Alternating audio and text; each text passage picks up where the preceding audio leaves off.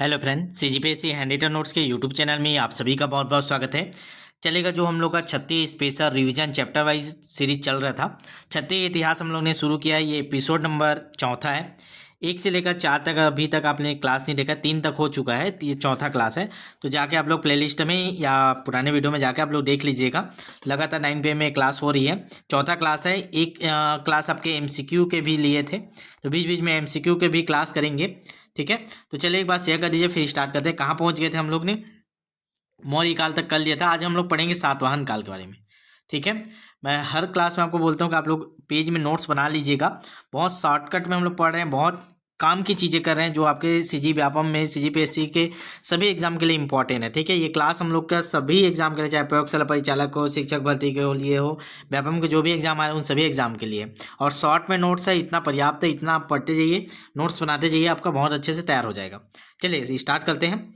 और daily 9 PM में जुड़ा करें आप लोग, और क्लास को एक बार अपने व्हाट्सएप स्टेटस में जरूर शेयर किया करें, ताकि जितने ज़्यादा लोग देखेंगे और जल्दी जल्दी क्लासेस और आते जाएंगे। ठीक है, चलिए स्टार्ट करते हैं।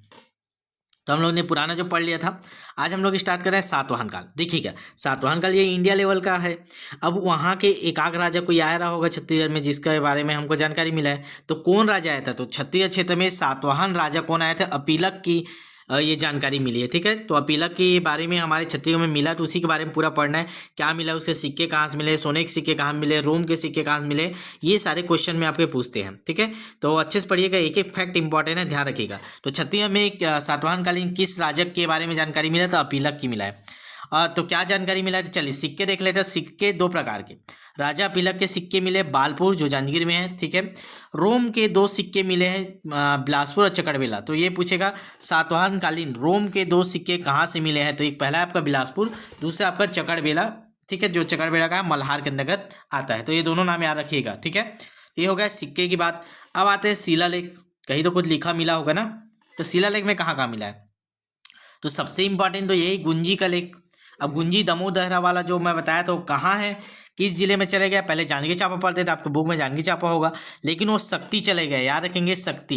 ठीक है, तो उसको चेंज कर लीजिएगा, पुराना बुक होगा तो शक्ति जिला में गुंजी का जो शिलालेख मिला है सातवाहन कालीन। ठीक है, तो देखिएगा उसमें क्या लेख मिला है। तो क्या लेख मिला है उसमें, ध्यान से सुनिएगा। जो गुंजी लेख में राजा कुमार वलदत्त का उल्लेख है। किसका उल्लेख है गुंजी के लेख में? राजा कुमार वलदत्त का। कुमार वलदत्त उनका नाम था। ठीक है, राजा कुमार वलदत्त। यह लेख शक्ति के गुंजी गांव में दमोदहरा नाला के पास एक चट्टान पर प्राकृत भाषा में उत्कीर्ण है। अभी तक हम लोग ऐसे नाम पढ़ते थे ना, देखिए क्लियर से आपको समझ में आ रहा होगा कि हम लोग पढ़ते हैं गुंजी दमोदहरा एक साथ पढ़ते थे, तो वो अलग अलग चीज़ है। क्या चीज़ है? गांव का नाम क्या है? गुंजी। वहाँ एक नाला है, दमोदहरा क्या है? एक नाला है, याद रखेंगे नाला। उसी नाला के पास एक चट्टान पर प्राकृतिक भाषा में ये लिखा हुआ है। किसके बारे में लिखा है? राजा कुमार वलदत्त के बारे में। क्या लिखा है उसमें?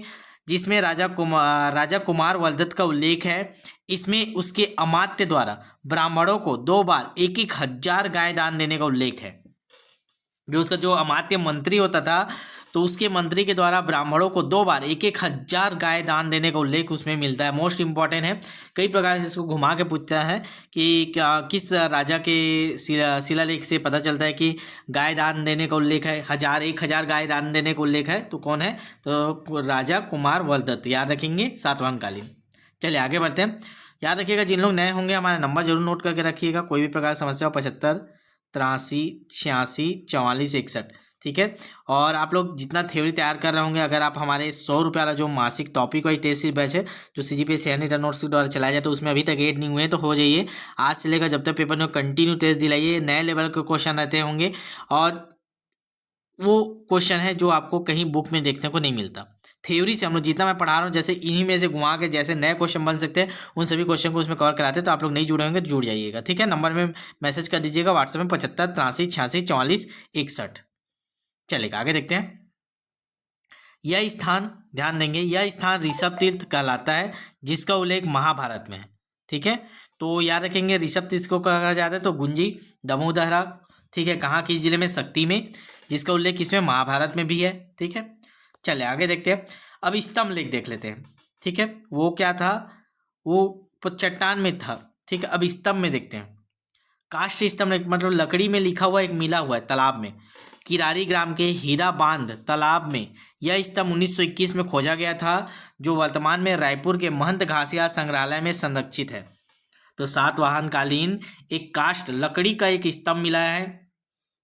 कहाँ से मिला? तो किरारी ग्राम में हीरा बांध तालाब में। कब मिला? 1921 में, जो वर्तमान में रायपुर के महंत घासीदास संग्रहालय में संरक्षित है। इस स्तंभ में सातवाहन कालीन कर्मचारियों के पदों का उल्लेख। तो जो हम लोग को काष्ठ स्तंभ लेख मिला है, जो लकड़ी का बना हुआ है, उसमें क्या लिखा है? तो उसमें सातवाहन कालीन जितने भी अधिकारी कर्मचारी थे उन सबका उल्लेख है। ठीक है, चलिए, ये मोस्ट इंपॉर्टेंट ही है, कई बार क्वेश्चन में पूछा गया है, ध्यान रखेंगे। सातवाहन कालीन कर्मचारियों के पदों का उल्लेख किसमें मिला है? तो काष्ठ स्तंभ लेख है, जो कहाँ? किरारी में मिला है। ठीक है, चलेगा, आगे देखते हैं और क्या मिला है। सातवाहन कालीन की बात करें तो लेख युग एक प्रतिमा मिला है, एक मूर्ति मिला है। कहाँ से? मल्हार के बूढ़ी खार से। तो मल्हार के पास एक बूढ़ी खार ग्राम है, वहाँ सातवाहन कालीन एक मूर्ति मिला है जिसमें लिखा भी हुआ है। क्या है उस मूर्ति को लेख? तो वैष्णव देव पर मूर्ति लेख है, जो प्रथम शताब्दी की है। इस लेख में प्रजावती और भारद्वाजी नामक महिलाओं द्वारा किए गए निर्माण का उल्लेख है। ठीक है, इस लेख में प्रजावती और भारद्वाजी नामक महिलाओं द्वारा किए गए निर्माण को, जो ये दो लोग थे, इनके द्वारा जो निर्माण किया गया वही उसमें लिखा हुआ है मूर्ति में। मल्हार में मिट्टी के मुहर में वेदश्री लेख अंकित मिलता है। मिट्टी का एक मुहर बना हुआ है जिसमें क्या लिखा मिला था? वेदश्री लेख अंकित मिलता है। ठीक है, चले आगे बढ़ते हैं। चलिए आगे नोट करेंगे, पूरा नोट्स बना लीजिएगा। क्लास देखने के बाद मैं बार बार बोलता हूँ, क्लास आप देखिए। पूरे यूट्यूब में आपको ऐसा पूरा कंप्लीट क्लास नहीं मिलेगा जो चैप्टर वाइज हो, रिवीजन के लिए शॉर्ट में रिवीजन हो, वही चीज़ें हो जो आपके एग्जाम में काम है। बहुत शानदार तरीके से इसको कलेक्शन करके लाया गया है इस नोट्स को, तो आप लोग नोट्स जरूर बनाइएगा। आगे देखते हैं। चीनी यात्री ह्वेनसांग के अनुसार दक्षिण कोसर की राजधानी के निकट एक पर्वत पर सातवाहन राजा के एक सुरंग खुदवाकर प्रसिद्ध बौद्ध भिक्षु नागार्जुन के लिए एक 5 मंजिला भव्य संघाराम विहार बनवाया था। तो जो चीनी यात्री ह्वेनसांग था, जो 639 ईस्वी में आया था ना, उसने ये खोज के निकाला है और उसमें लिखा भी है कि दक्षिण कोसर की जो राजधानी है उसके निकट पे एक पहाड़ है, वहाँ पे सातवाहन राजा ने एक सुरंग बनवाया है जो बौद्ध भिक्षु नागार्जुन के लिए एक 5 मंजिला भव्य संघारण बनवाया था, ऐसे करके लिखा हुआ है। ठीक है, चलिए आगे बढ़ते हैं। सातवाहन काल के समय दूसरी शताब्दी, ठीक है, सातवाहन काल का था दूसरी शताब्दी में मिस्र का प्रसिद्ध ज्योतिषी तालेमी ने क्षत्रिय की यात्रा की थी। तो ये भी पूछता है, जो सातवाहन काल में जो मिस्र का कौन सा प्रसिद्ध यात्री आए थे? तो कौन? तालेमी। ठीक है, ये कहाँ के थे? तो ये आपके थे मिस्र के थे। सातवाहन वंश की शक्ति क्षीण पतन होने के बाद वकाटत वंश का उदय हुआ। धीरे धीरे फिर इनका पतन होते गया, फिर वहाँ वकाटत वंश आ गया। ये इंडिया लेवल पे है, ठीक है, उसका कुछ उल्लेख यहाँ मिलता है, इसीलिए हम लोग जो है उसको पढ़ रहे हैं। ठीक, चलेगा।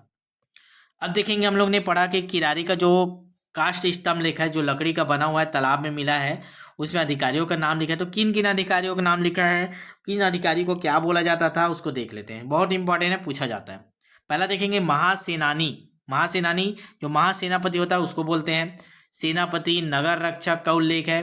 प्रतिहार, प्रतिहार किसको बोलते हैं? जो निजी सचिव या द्वारपाल रहते हैं उसको बोलते हैं प्रतिहार। तो कोई आता है तो द्वार पर बताने जाता है ना कि कौन आया क्या है करके, द्वार में खड़ा रहता है, उसी को बोलते हैं प्रतिहार। ठीक, फिर अगला है गड़क। गड़क क्या किसको बोलते हैं? खदांची को। ठीक है, फिर गृहपति, ये राजमहल का प्रबंधक होता था। गृहपति किसको बोलते हैं? राजमहल का प्रबंधक होता था। फिर अगला है भंडारगारिक, जो भंडार गृह का अधिकारी होता था। ठीक, कुछ तो नाम से ही रहते हैं जो आपको जल्दी याद हो जाते हैं, कुछ को आपको थोड़ा सा समझना पड़ता है, और ध्यान रखिएगा ये सारे इंपॉर्टेंट है, कई बार आए हुए हैं। चलिए आगे देखते हैं। अगला है हस्तिपक। एक सेकंड रुकिएगा। हाँ, अगला है आपका हस्तिपक। हाथी पकड़ने वाला जो अधिकारी होता था उसको हस्तिपक बोलते थे। हस्त्यारोह हाथी गृह का अधिकारी होता था। अश्वारोह घोड़े के गृह का अधिकारी होता था। गोमांडलिक गौशालाओं का अधिकारी होता था।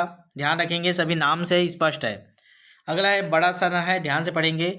यानशाला युगागारिक रथों और अस्त्रों का रक्षक अधिकारी होता था। पलवीथिक पालक मांस बाजार का अधिकारी होता था। पलवीथिक पालक याद रखेंगे, जो मांस बाजार है, मुर्गा मछली ये सब जो मिलता है, मांस का बाजार है, वो पलवीथिक पालक बोला जाता था। सौगंधक, इत्र आदि की परीक्षा करने वाला अधिकारी। पादमूलिक, ये मंदिरों का रक्षक करने वाला को पादमूलिक बोला जाता था। रथिक, ये सारथी को बोला जाता था, जो रथ चलाते थे ना, सारथी जो घोड़ा को चलाता है उसको बोलते हैं सारथी। अगला देखते हैं महानासिका, भोजनालय के प्रबंधक को महानासिका बोला जाता था। धावक किसको बोलते थे, ये डाकिया जो होता था उसको धावक बोलते थे। लेखाहारिक, पत्रवाहक को बोला जाता था। कुलपुत्रक, अभियंत्री या इंजीनियर को बोला जाता था। तो ये कई बार पूछा गया है, पीएससी तक में इसको पूछा गया था, अभी आया था 1-2 साल पहले सीजीपीएससी में।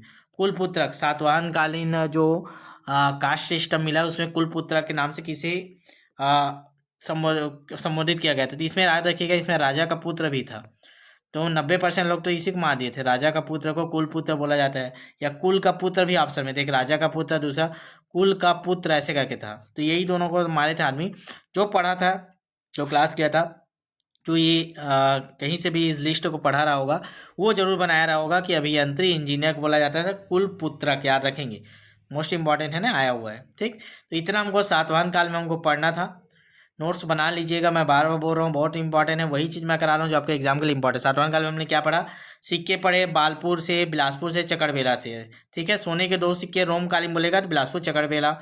फिर गुंजी लेख मिला, राजा कुमार वर्धत का मिला है। ठीक, चट्टान पे जो लिखा हुआ दामोदर नाला के पास शक्ति जिला में, इसको महाभारत में ऋषभ के नाम से उल्लेख किया गया है।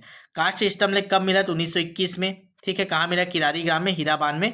और इसमें इसको कहाँ रखा गया, उस लकड़ी का जो मिला है लिखा हुआ उसको अभी जो महंत घासीदास संग्रहालय रायपुर में वहाँ रखा गया है। ठीक है, उसमें कर्मचारियों के पदों का उल्लेख है। ठीक, और क्या क्या मिला है, तो मल्हार में, बूढ़ी खाल में लेख युक्त एक मूर्ति मिला है। ठीक, और एक मिट्टी के मुहर भी मिला है जिसमें क्या लिखा है, वेदश्री लिखा हुआ है।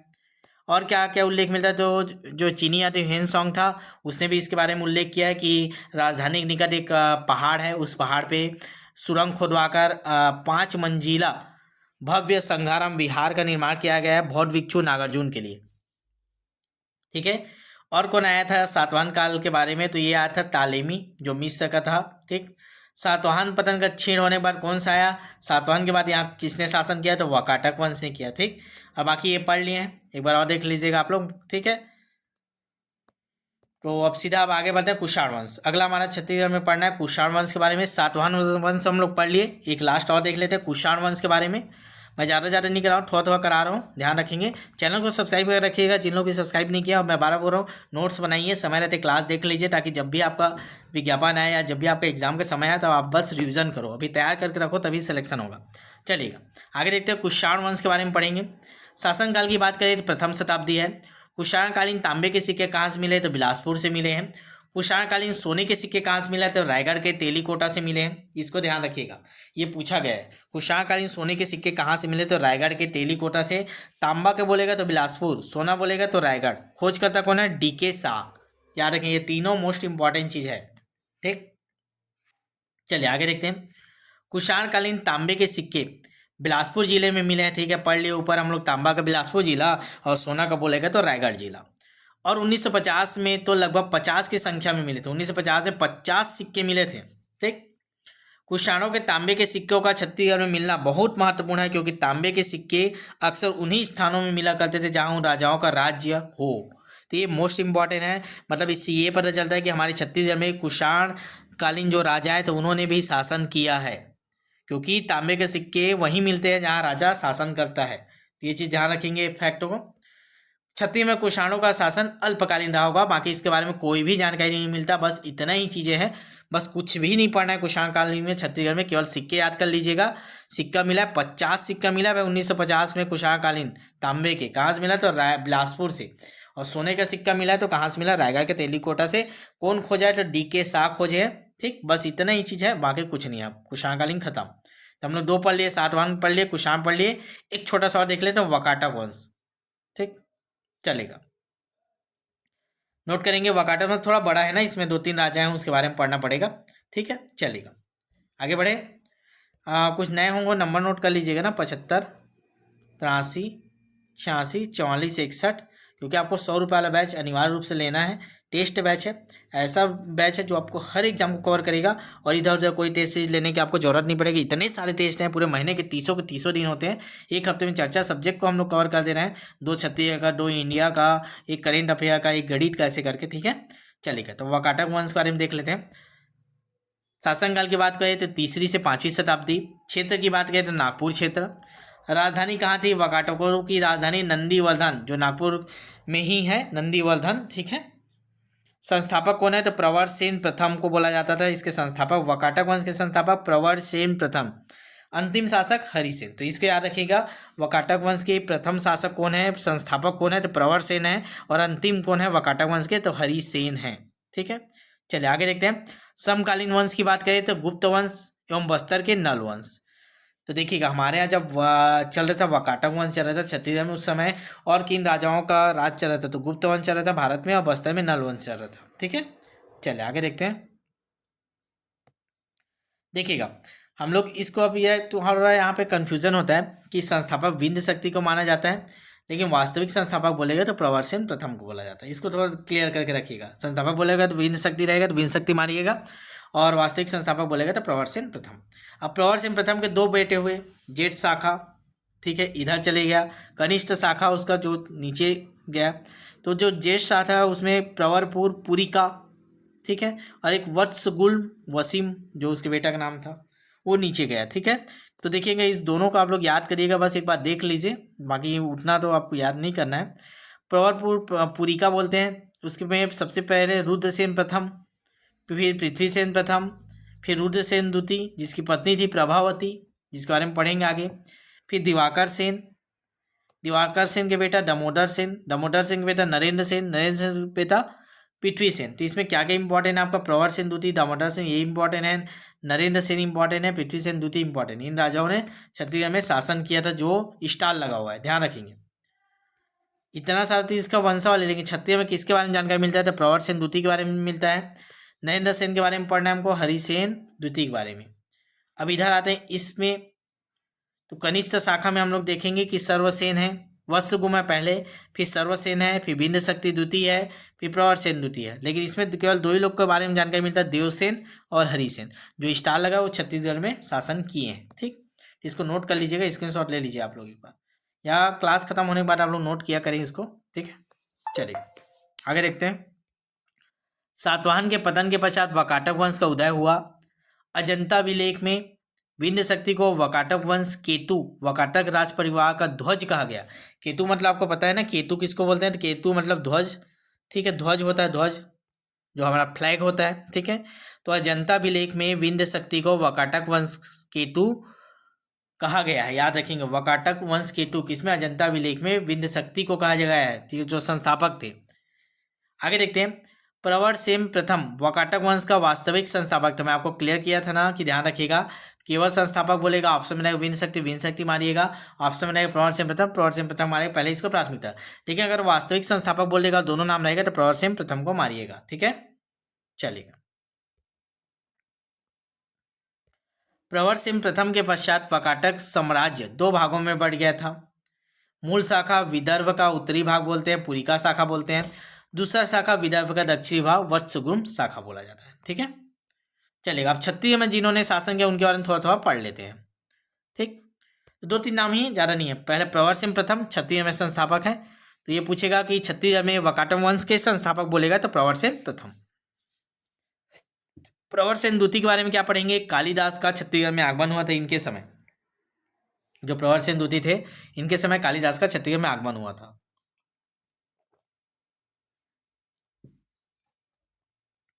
आगे देखते हैं, ये वाला इंपॉर्टेंट है, नरेंद्र सेन। तो नरेंद्र सेन के कार्यकाल में नल वंश शासक भौदत्त वर्मन का आक्रमण हुआ था, इनको हरा दिया था।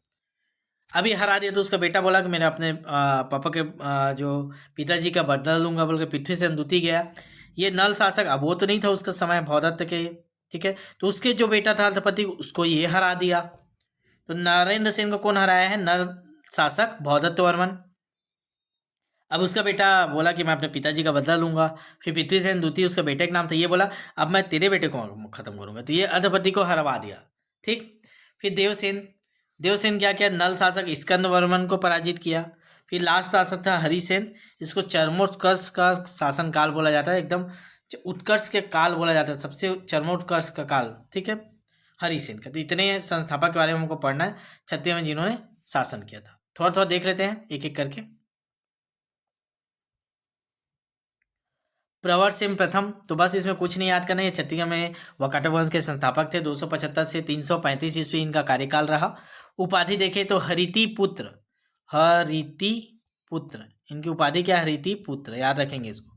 एवं धर्म महाराज, इस वंश का प्रथम शासक था। आगे देखते हैं प्रवर सेन द्वितीय, 410 से 440 ईस्वी। बचपन का नाम क्या था, दामोदर सेन था। पुस्तक का नाम क्या है, सेतुबंध या रावणो हो, ठीक है। तो प्रवर सेन द्वितीय, बचपन का नाम है दामोदर सेन, पुस्तक का नाम है सेतुबंध रावणो हो, ठीक। यह रुद्रसेन द्वितीय तथा प्रभावती गुप्त, चंद्रगुप्त द्वितीय की पुत्री का छोटा पुत्र था। कालिदास को प्रवर सेन द्वितीय का आश्रय प्राप्त था। तिन्ही के समय आया था प्रवर सेन द्वितीय के समय। बचपन का नाम पूछेगा तो दामोदर सेन है। इन्होंने एक पुस्तक लिखा है, नाम क्या है, सेतुबंध या रावणो, ठीक है। और इसकी जो रुद्रसेन द्वितीय प्रभावती गुप्त, चंद्रगुप्त की पुत्री का छोटा पुत्र था, ठीक, चलेगा। इसके शासनकाल में प्रसिद्ध कवि कालिदास छत्तीसगढ़ आए थे। कालिदास को भारत का शेक्सपियर कहा जाता है, ये याद रखिएगा। भारत का शेक्सपियर के नाम से किसको जाना जाता था, कालिदास को जाना जाता था, जो प्रवर सेन द्वितीय के समय, वाकाटक वंश प्रवर सेन द्वितीय के समय छत्तीसगढ़ आए थे, ठीक। आगे देख लेते हैं नरेंद्र सेन के बारे में। 440 से 407 ईस्वी। राजधानी की बात करें नंदीवर्धन, जो नागपुर के अंतर्गत है। इसे कौशल तथा मेकल का अधिपति कहा गया है। तो ये पूछेगा किस वाकाटक वंश के शासक को कौशल तथा मेकल का अधिपति कहा गया है, तो नरेंद्र सेन को, याद रखेंगे। नल शासक भौदत्त वर्मन ने नरेंद्र सेन को पराजित किया और उसकी राजधानी नंदीवर्धन को नष्ट कर दिया, ठीक। जो आपको मैं शॉर्ट में ऊपर में समझा दिया, तो वही चीज़ लिखा हुआ है, नोट्स बना लीजिएगा, पढ़ेंगे तो और अच्छे से समझ में आएगा। अगला देखते हैं पृथ्वीसेन द्वितीय, 407 से 480। ताम्रपत्र कहाँ मिला है पृथ्वीसेन द्वितीय का, तो बालाघाट ताम्रपत्र, ठीक। इस वंश का सर्वाधिक प्रतापी शासक था। पृथ्वीसेन ने भौदत्त वर्मन के पुत्र अर्थपति को पराजित किया था, ठीक। तो इसको याद रखिएगा, ये सबसे इंपॉर्टेंट है। इसने किसको पराजित किया था, तो भौदत्त वर्मन के पुत्र अर्थपति भट्टारक को पराजित किया था पृथ्वीसेन द्वितीय, ठीक। आगे देख लेते हैं दो और। देवसेन 455 से 475, यह वत्सगुम शाखा का शासक। इधर दो पढ़ना था ना, दो लोग का, देवसेन और हरिसेन, उसको पढ़ रहे हैं ना। यह वत्सगुम शाखा का शासक था। इसके समय नल शासक स्कंद वर्मन ने आक्रमण किया था, ठीक। और लास्ट हमारा हरिसेन था, 475 से 510। इसके समय वाकाटक साम्राज्य चरमोत्कर्ष पर था, एकदम प्रभावशील था, सबसे उत्कर्ष के बाद, ठीक है। तो आज में इतना ही कहते हैं, क्योंकि ज़्यादा नोट्स आप लोग बना नहीं पाओगे, ठीक है। तो वाकाटक वंश पढ़े आज हम लोग ने, ठीक। उसके पहले कुषाण वंश पढ़े, उससे पहले हम लोग ने सातवाहन काल पढ़ा है। तो इतने सारे आज हम लोग क्लास में कंप्लीट किए हैं, ठीक है। तो इसको शेयर कीजिएगा अपने व्हाट्सएप स्टेटस में। और अगर आप लोग अभी तक हमारा 100 रुपये जो वाला जो मासिक टॉपिक वाइज टेस्ट सीरीज है ज्वाइन नहीं किया, तो कर लीजिए। चाहे एसआई परीक्षा की तैयारी हो, प्रयोगशाला परिचालक की तैयारी हो, शिक्षक भर्ती की तैयारी हो, किसी भी एग्जाम में अगर आपका 36 आ रहा है, चाहे 10 नंबर 20 नंबर का, तो इससे पूरा कवर हो जाएगा, ठीक है। बैच ज्वाइन कीजिएगा, डेली टेस्ट दिलाइए। क्लास यहाँ मैं फ्री में करा रहा हूँ, क्लास का कोई फीस नहीं लिया जाता। मेरे द्वारा जितने भी यूट्यूब में क्लास होते हैं सभी निःशुल्क होते हैं, ठीक है। इसका 100 रुपया टीम द्वारा लिया जाता है, जो क्वेश्चन टाइपिंग का खर्च है, ठीक है। नंबर नोट कर लीजिए, जिन लोग नए होंगे 75 83 86 44 61। जरूर आप इसमें व्हाट्सएप मैसेज करके डेमो लेके देख लीजिएगा, ठीक है। चलिए मिलते हैं नेक्स्ट वीडियो में, तब तक के लिए बस शेयर जरूर करें इसको।